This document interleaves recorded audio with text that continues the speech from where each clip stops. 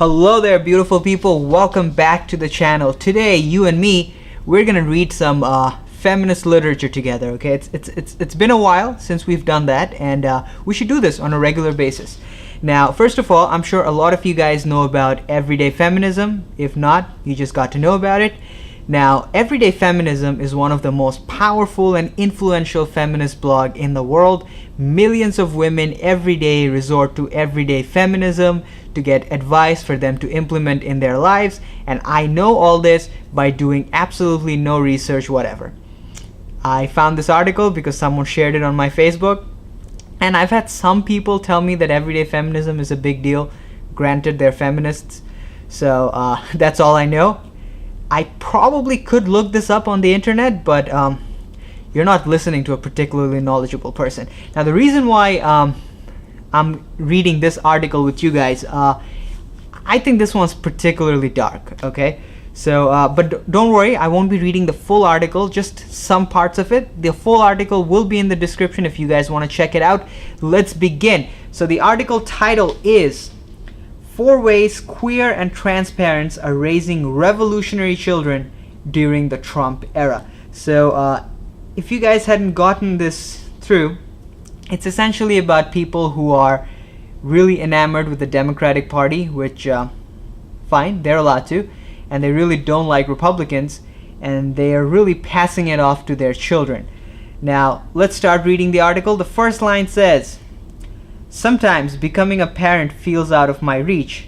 My wife and I both have uteruses, and sperm costs too." It's not really related to what the main message of the article, but for some reason I just had to read it. Moving on, let's read the rest of the article. Tip number 1, they give 4 tips.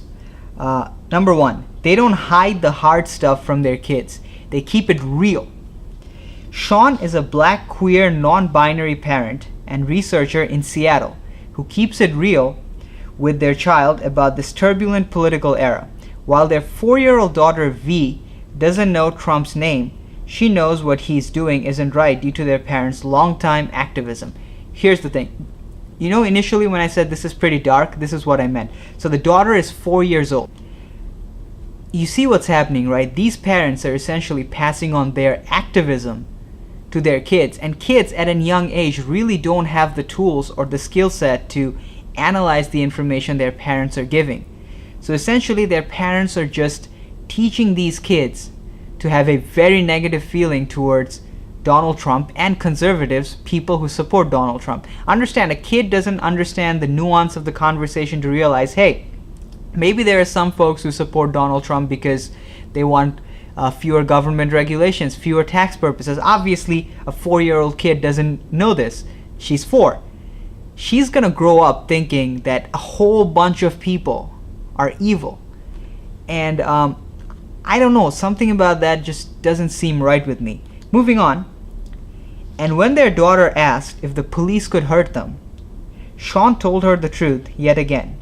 "Me and mommy are going to do our best to make sure that we always keep you safe." Sean couldn't tell her no because the realities of our anti-black police state. Once again, now I live in the United States. I don't think there's an anti-black police state. But then again, I'm not black, so I might be mistaken. But these parents are telling their daughters from a young age to be terrified of the police. They're telling these daughters the police are out to get them. Now, I understand there might be a few bad apples in the police force, but I don't think there's institutional systemic racism within our police force in the United States. And this kid is assuming she grows up the way her parents want her to grow up. She's gonna grow up being freakishly afraid of the police, and this is gonna lead to, I hope not, but there's a good chance that this is gonna lead to a self-fulfilling prophecy. See, this kid, in her mind, thinks that the police is out to get them. What happens if the police pulls her over, and instead of doing what she's normally supposed to do, she gets scared and she does something stupid, and that story has a bad ending? That can happen. And I don't think these parents are helping the situation. Let's move on. Velasco, this is someone else, also keeps it real while parenting, using books to teach Elijah about our country's long legacy of white supremacy and how history repeats itself. This is their effort to decolonize education and their son is receiving at school. First of all, white supremacy is not repeating itself in America's history, man. With all due respect. You're wrong, and you're teaching your kids something that is wrong. And also understand, the parents want their kids to decolonize education they get at school. I'm sure we all understand that academia, whether it be in high school or universities, are to some extent liberal. But even that's not good enough for these parents. The bottom line is, I find this to be extremely dark, and it's just my opinion. I'm not a parent, so you're not listening to someone who's well informed. You're listening to a retarded guy who says stuff online. And this is fairly scary to me.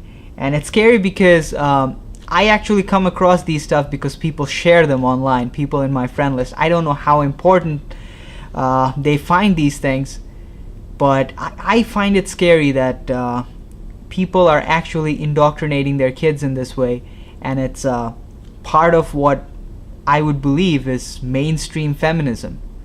Well, you guys, that's it for this particular video. If you guys got anything out of it, press that like rating, subscribe if you haven't already, and I will see you guys next time. Take care.